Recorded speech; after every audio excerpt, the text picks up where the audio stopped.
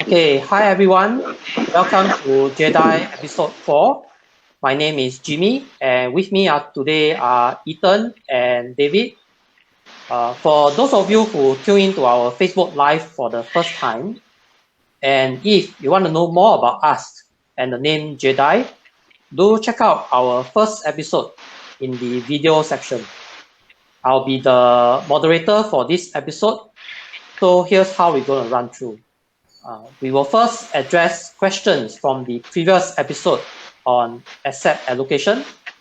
Then Ethan and David will be having a fireside chat on Maximise savings. And then we'll move on to the bonus section on how to save up $500,000 by age 55. Then last but not least, we'll have a Q&A section. So feel free to post your questions in the comment section and we will address them during the Q&A section. Right. So without further ado, let's move on to the Q&A section for questions that were raised during the previous episode. I'll let Ethan begin. Ethan? Hi everyone. Just a formal introduction here. I'm the founder of PolicyWoke. We buy secondhand insurance policies. Okay. So for the first question, it's directed to David. So they have an opinion to, instead of max out your FRS in a special account or MediSave account, why not put into something that are more comfortable and gain higher returns like crypto? So I think anyone have any views, Jimmy? Personally, I don't max out my FRS in SA. That's because I feel that topping up the funds to SA is a one-way traffic. So instead of maxing out the FRS, I rather invest in unit trusts to increase my funds accumulations that will potentially outperform the interest earned in the SA. What about you, David? Actually, I'm not in favor of maxing out the FRS right now. My aim is to reach FRS when I reach age 55. So is to maximize the tax savings potential for topping up of your SA account. Personally, I'm quite happy with my allocation in CPF. It's about 20% of my entire asset. I think it's reasonable. I do not wish to increase it too much. I rather increase my other assets. So I do asset allocation. I have some assets in crypto. I have some assets in quite a lot of assets in property. So right now I'm trying to divest into stocks. And given the market situation, it might seem prudent to have to convert from long-term assets to cash, so that when the downturn happens, if it happens, then you can start buying in. Personally, I prefer to buy in after it has bottomed. So after the crash, then when it starts to recover, then I'll start buying in every month, every 2 months. I don't want to buy too fast because you don't know how long the recovery will take. Okay, for me, right, actually, just to add this further, when you're at age 55, even if you have FRS in your SA, right, if supposedly the SA shield is still allowed and your RA is very little money, you still can tap on this potential tax relief after 55. And yeah, if you can do it, why not? To me, I always like my plans to be flexible, achieve as much of my planning as possible. For example, keeping as much tax relief options as possible.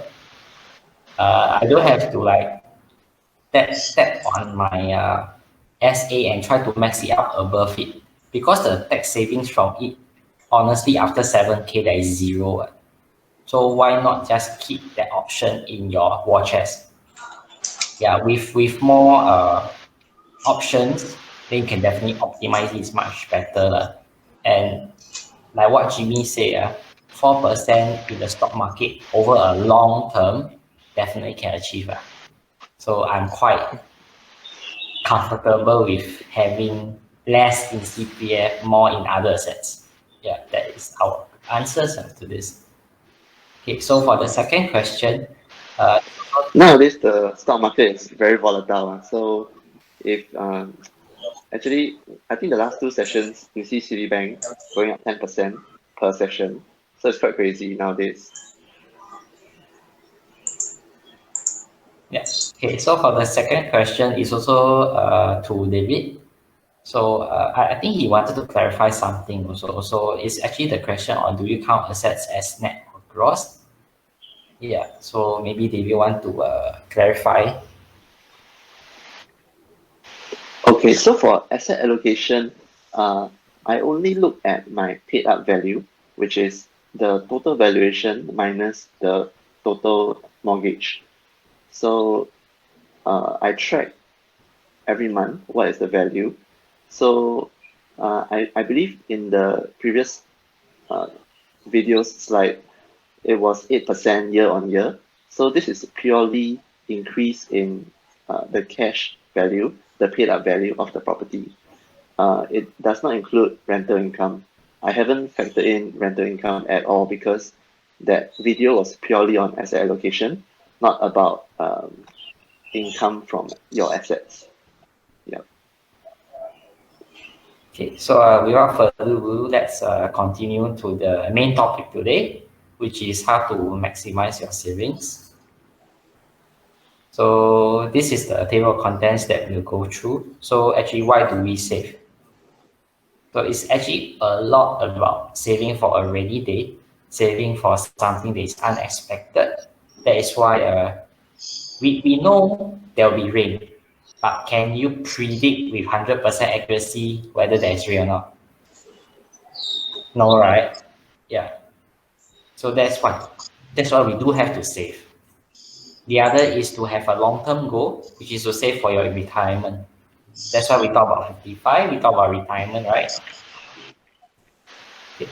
So this is actually my philosophy on savings. So number one is always pay yourself first. So what do I mean by pay yourself first?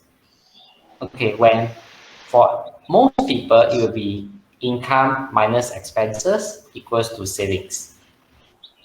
But if you can change the way around it, right? Income minus savings, you set a savings that you want. Then you spend the rest. That would be more based on human behavior. It will help you more. But if you are a very disciplined person like David, right? Actually, your savings will be much higher if you do the income minus expenses. But for beginners, it's always better you save first, then you spend. And like we explained earlier, is actually to set aside emergency expenses that is unexpected. Okay, for example, there may be medical bills that may not be covered under hospitalization. So it's like just a five day stay at the hospital instead of 6 hours stay. So it's a five instead of a 6 hour stay, you only stay 5 hours. You cannot claim for ISP or shield plans or whatever. So really, you really need to understand what is covered under your shield plans, and thus you need a bit of money still just to cover it. And for savings, right? If you are an employee, I would suggest to get a savings account with salary credit. For example, UOB1, DBS multiplier, which David will explain more later. And if you are self-employed, it's better to have a savings account that is no frills, like CIMB fast account, or the more common ones like a Standard Chartered Jumpstart account for below 27 years old. Yeah. So this is the policy on savings for David. So David, please. Okay, so I'm just sharing my personal experience. So when I first started working, I was employed in a government-linked corporation. It was a very secure job. The only way you can get fired is if you get 2 warning letters consecutively, and yeah, so it's very hard to get fired. So I only kept 3 months of expenses as an emergency fund. It was 5 to 10,000. Anything beyond that, I would invest, because at the time there was really minimal liabilities. I didn't have to plan for much. Then after I left the job, I started on my own. So when I was a self-employed, I kept aside 6 months of expenses so that I can be ready, like in the event that, say, the income fluctuates, you are not able to get a consistent income, you don't really know what is your moving average income. So it's good to have some money set aside. So at that time, I had about 20 to 30,000 in my savings account. And thereafter, when I started a company, like a company with other people, I thought it would be better to have more expenses, a bigger war chest, or a bigger emergency fund set aside. So it was 50 to 70,000, and currently, because some of my companies, we take on loans, corporate loans, so I was thinking it might be a bit more prudent to have a bigger emergency fund. So for me, it'll be 24 months expenses, just in case anything happens. I don't have to go and sell any of my insurance or sell any of my stocks. Yeah.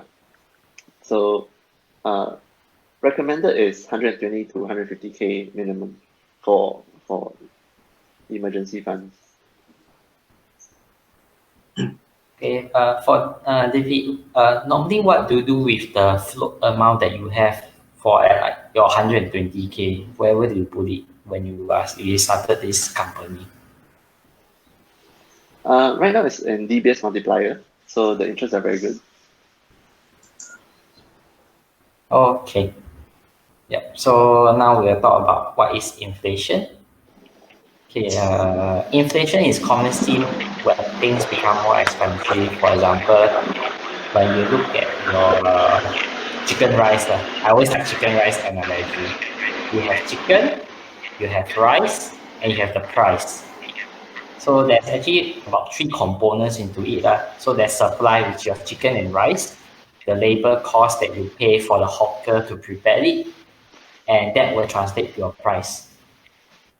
So if chicken price increase, what will happen to the price of your chicken rice? Definitely increase. So that this is actually based on supply labor price relationship. Okay, but there's another one which is price to demand. So when there's more demand, the price will increase. And this can be seen during now, COVID-19, where a lot of people buy flour, baking at home. So we can see that flour prices have increased like 10 to 20% now. So that is caused by demand also. So we really have to see how does it mesh into what we know. But to keep this simple, I'll just talk about supply, labor, and price for now. Okay, so how do you determine your savings? So normally, how do we save actually? We just try to track our income, then we minus our expenses, and that's our savings. But in order to track it, you really need to understand what is your maximum savings that you can do. So for example, maybe for this month, since you look at our video, you just purchase your needs only. So whatever that you really require, you buy. Like food, you buy, but you don't buy Swensen. You just buy hawker center food just purely based on your needs, so that you understand what is your maximum savings rate. Then based on your maximum savings rate, you can start doing planning for the next 3 months. So that will be like tracking your amount that you spend for the next 3 months. Then after your income minus expenses, you will have the 3 month savings after that. So for example, maybe you only spend on needs out of a 2,000 income, then you spend $800 just based on your needs. So your maximum savings will be 1,002. But for the next 3 months, it may be like 700, 800, 900. So your blended savings will be about $800 out of that 2,000. So now you have a way to like aim for the sky. Every month actually you can save 1,002 by only saving 800. So that is how you can start to slowly decrease your expenses while maintaining your lifestyle. Because I don't want you to feel like I save until I sell, but I feel very lousy already. I'm not rewarding myself. So like we say in the earlier episodes, we must reward ourselves also. We must feel good about savings. Then you'll be motivated to save more. So I hope these few little tricks will help you to increase your savings rate for now. Okay, so we are proceeding to our Fireside chat.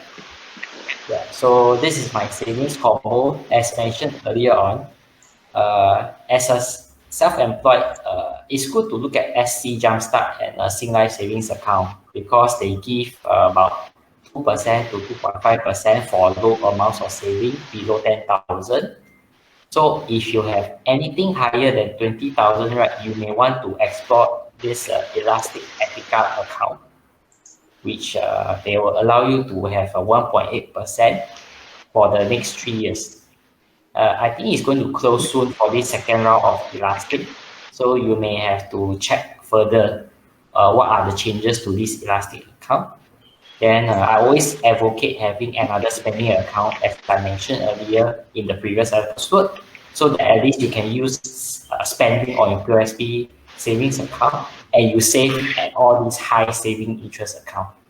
And if you really save until so much money, it's better you have an account for investing. Yeah, so I think David will share more of his experience later when he has an account for investing. Yeah, on to David. Okay, thanks. So personally, right now I'm with DBS Multiplier, and I really like this because I'm able to hit the salary plus 3 categories. So they allow you to spend on either your credit card expenses, your home loans, your insurance, or your investment. So for me, right now, because of the mortgage deferment, so home loan is gone. So I only have credit cards, the insurance, and also investment. So insurance is pretty interesting because nowadays there's this cancer care, and they give 35% off if you use the promo code. Then the cost is about $10.30 per month. Yeah, so for investment, you can buy any ETF via RSP, and the cost, the sales charge is 50 cents for $100 RSP.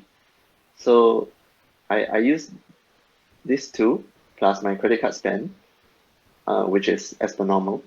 So my additional cost to qualify for this maximum interest is another $10.80. So every month I try to fulfill the top tier so that I can get the maximum interest. And based on 100K, I can get a blended return of 3.65% per annum, which is about $300 a month. So this is extremely, I would say is the best way to have liquid money earning maximum interest in the current context. And of course, this is for one person. If you have another person, for example, your spouse, or another person who earns a high amount, you could also have a joint account, and then you put your salary into this joint account. and that means you have 200K that can earn 3.65%. So this is how I plan my war chest to maximize the interest gain. I also have a float account which I keep at 5,000. So this is for my gyros, my daily spend, my ATM card. So this is purely for expense purposes. I track this regularly so that I know how much is in my float. And then anything that's in excess will go to investments. So for investments, right now I have this account with Tiger Brokers. So I move my funds there for to prepare for the next downturn. Yeah. Okay, thank you, David. So probably move on to the next section. It's update on our cashback earned from the last episode. Yeah, so this is David's one on for ending May, coming to the end of May. Yeah, so David. Okay, this one is a bit outdated because we prepared this 1 week ago. So that was 1 week ago. My total cashback is about $278. Yeah, but I've already maxed out as of today, I've already maxed out my DBS Live Fresh, my Maybank Friends and Family card, almost maxed out my HSBC Advance. So my current cashback is about 290, almost $300. So my blended cashback is about 5% generally. Okay, thank you, David. Yeah, so this is for me. For me, it's the same. I had a bit more spend in my Citibank now, additional $100 from the $315. So it's still hovering at that 5% cashback. My GrabPay, I always have excess monies in my GrabPay. I always keep it for the most difficult things like insurance premium, income tax. For this, for my MCO, mostly is for food delivery. Yeah, and GrabPay top up. So a total of $500. I maxed it early on already.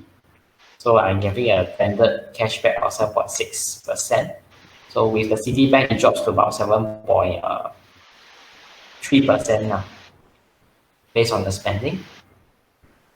Yeah, so we have come to the Moses section on how to save high 100K by 55. So this is the first scenario.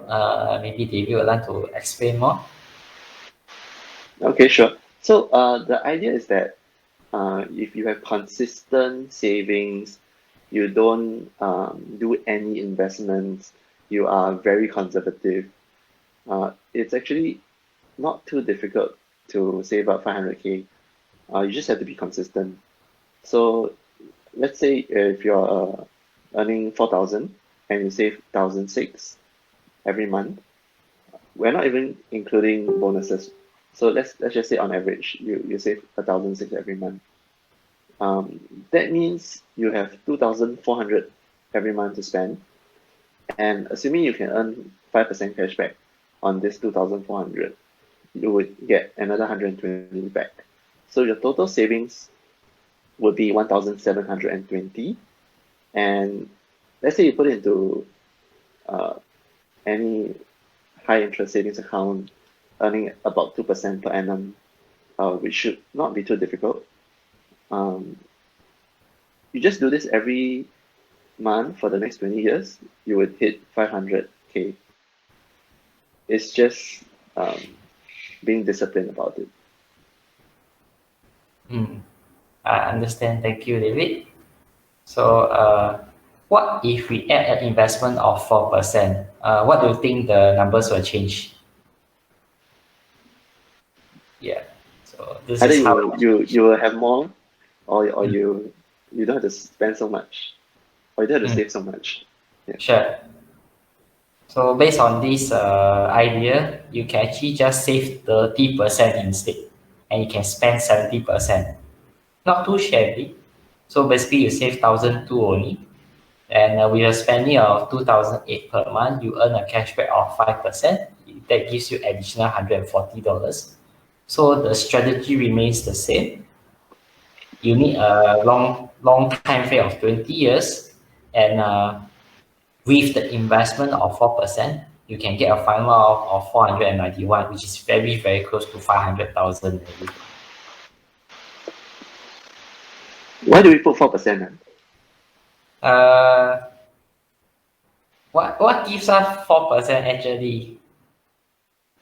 Yeah, maybe CPF Jimmy would like, yeah, CPF. So that is another way to just save with CPF. Or you can even explore like annuities that actually starts giving out money at 55. So you can see that your annuity will have grown by that amount. So let's say this is a table of assumption that if you have a rate of return at 4%, how much you need to save per month. So for example, if you are age 35, you just need $750 per month at a return of 4%, and you can get 500K already. At age 30, it starts to be a bit more difficult at maybe 1,000. But let's say if you start a bit too late, at age 35, at age 40, at age 45, even with an investment rate of 4%, right, you start to see that you really need to save a lot more. So the idea is you really need to start early. Don't wait until it's too late. Then you really need to save a lot a year. Yeah, so I think we have come to the Q&A session. Jimmy, maybe you can start to see. Jimmy, your mic, you forgot to unmute. Yeah. Okay, sorry. Okay, Sure. thank you, Ethan and David, for the fireside chat. We hope you find it valuable for your own savings. We're now going for the Q&A section. So post your questions in the section, and we'll. Okay, so now we have one question. Question is, for non-salaried personnel, which bank account would you guys suggest? Since most accounts require a salary base.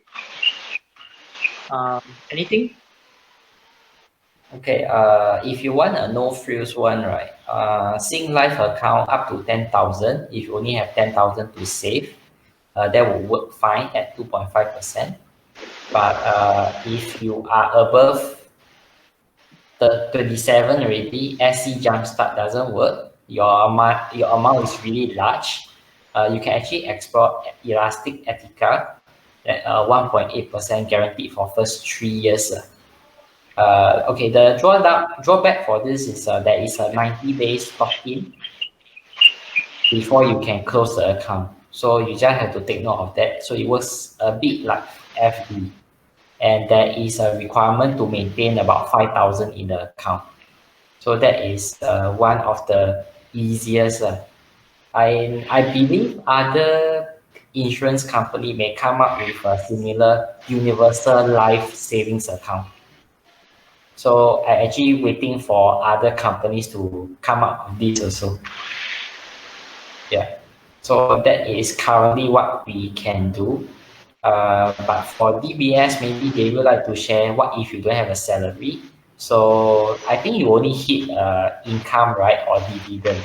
So maybe they do want to share a bit more if you know about that. Yeah, sure. So DBS multiplier is very flexible nowadays.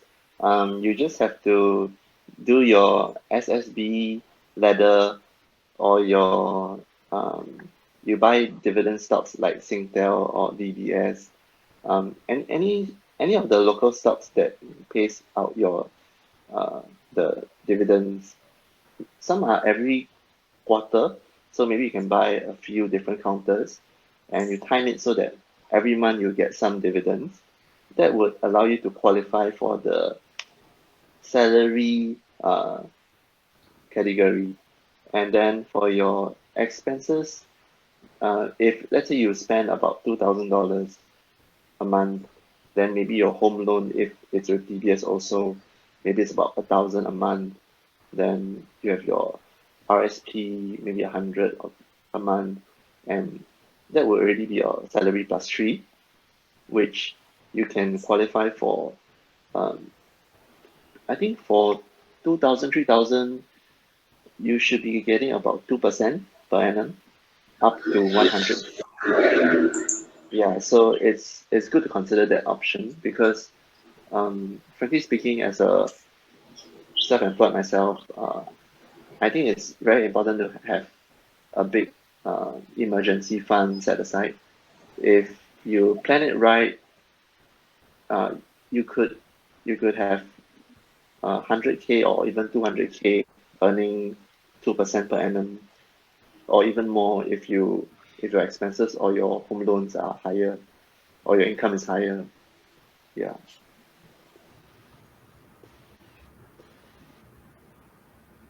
Okay. Right. Thanks, David.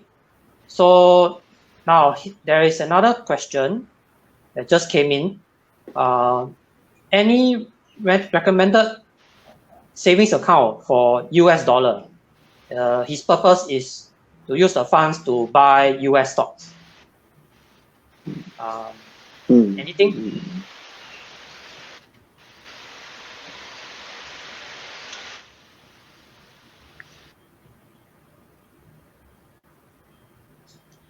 David, what do you think? What are your thoughts? Bro, I think his connection has an issue, is it? Hello, David? Yeah, I think his connection has a bit of issue. Okay. Probably I'll share a bit of what I have first. Okay, for most people, it depends on whether you are doing a regular DCA, like we call it dollar cost averaging, or if you are not. So if you are doing dollar cost averaging, interactive brokers, IB, yeah, will be quite a good way to buy US stocks because their commission is actually quite low. Though the drawback is a custodian account in this case. Yeah. So let's say, so similarly, I think David mentioned earlier that he has a Tiger Brokers account, which is recently have a MAS capital markets license issued by MAS. Yeah. So in terms of stock holdings, it's also using custodian rather than the CDP account. Yeah. So the commission is also pretty low. For now, they have a promotional price of minimum commission $1.99 US dollar minimum trade commission. Yeah. So, any more questions? So the question was regarding interest from US dollar account, right?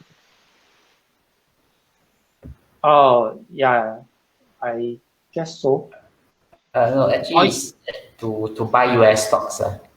Yeah, I think he wants a bank account to hold US dollars, and then when he wants to, he will use it to buy US stocks. Yeah. Yeah. So right now what I'm doing is, let's say I want to buy something. Okay, for example, right, I put in 10,000 Sing dollars into Tiger Brokers, and the next business day is credited into the account, and it remains as Sing dollars.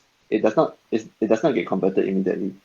So when you want to buy a stock and you know that you have 10,000 Sing dollars in the account, you just buy up to the amount, and then you can do the conversion later, assuming you haven't sold it off already. So let's say if you bought Citibank, like you bought, say you bought 20 shares of Citibank, and that's about 1,000 US dollar. So let's say you sold it because it rose 10% within the same day. So you no really. So let's say you sold it. Trader. Yeah. So let's say you sold it. Then technically you did not spend any US dollar to buy it because your money is still in Sing dollars, and you did not have to settle that trade. So you don't have to convert. But let's say if you hold it, if you plan to continually buy Citibank stocks, like every month you buy 1,000 US dollar worth, then you should convert from your USD. You should convert from your Sing dollar float to your USD to pay off the USD. So for Tiger Brokers, there's this button that you can click on to pay it off. It's pretty easy. The user interface is quite easy. Yeah. And I think there's this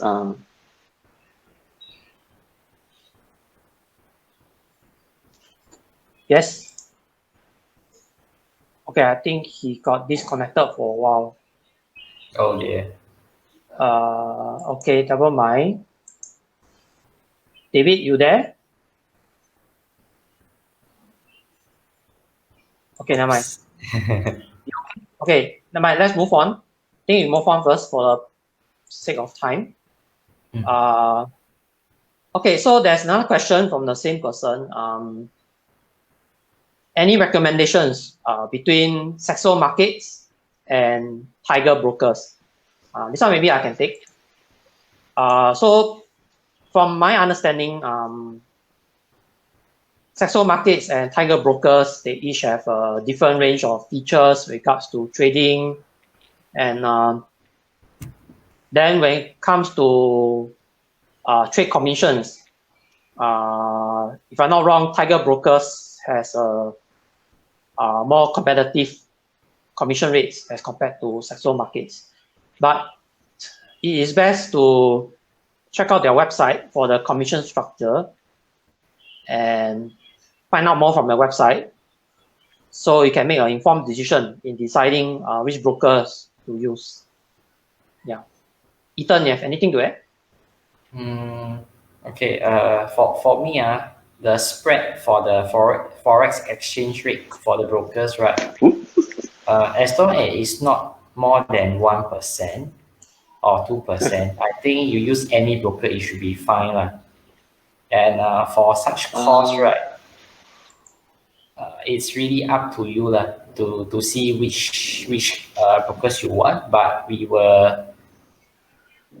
personally, I would think IB or at least TD Army Trade, at least their commission is still low enough. The spread is still not that bad. So yeah, that would be a good consideration already. Okay, David. So just now the question was Saxo Markets or Tiger Brokers. Which one would you recommend? The thing is, I don't have any experience with Saxo Brokers, but I know that Tiger Brokers, you create an account, you fund the account, and you start trading within the next business day. And I think that's the most efficient I've seen so far. I used to use Interactive Brokers. It took me maybe 2 weeks before I could start trading. So it's very slow. And for Tiger Brokers, the good thing I like is once I put, let's say I do a funding tonight, say at midnight, the next day around 9 a.m., it's already in. So let's say if I'm trying to buy anything from the Singapore stock market, I can do so. And the Forex, I noticed, is also very good. From what I experienced, is 0.3%. So generally, 1% Forex is normal. 2% is ridiculous. 0.3% is fantastic. The best I've seen so far. Yeah. Most competitive rate we have seen. To me, I like Tiger Brokers for this feature. Yeah. Okay, so just a fun fact. We recently found out that now you can trade stocks listed in the Singapore exchange using Tiger Brokers. Yeah. So the minimum trade commission is $2.88 Singapore dollars, $2.88. But as of now, they are waiving the minimum commission. Yeah, at the moment. Yeah, so do check it out if you are keen. Okay, any more questions? Looks like there's no more questions. Okay, so I think we should move on. So we are going to come to the end of this episode. But however, so if you have noticed from our previous slide, or you have noticed the bottom right hand corner of our Facebook Live, you'll see that we have recently launched our Telegram channel. So for this Telegram channel,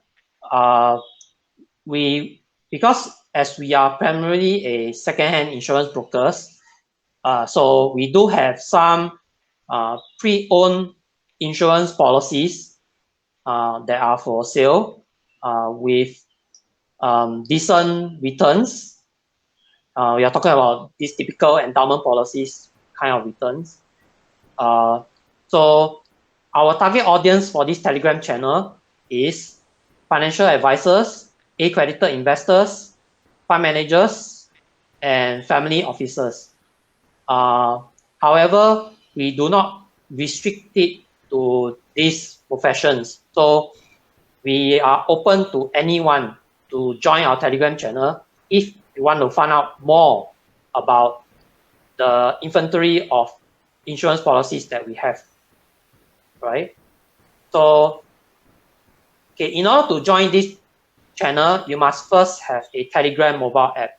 So if you do not have a mobile app installed, download and install the Telegram first before you join our Telegram channel. Okay, you can join our Telegram channel using the QR code that we have provided in our Facebook Live, or from a Telegram app, you can just search for the word PolicyWoke, our company name, and you should be able to find our channel to join. Okay, so hopefully we'll see you in our Telegram channel. All right.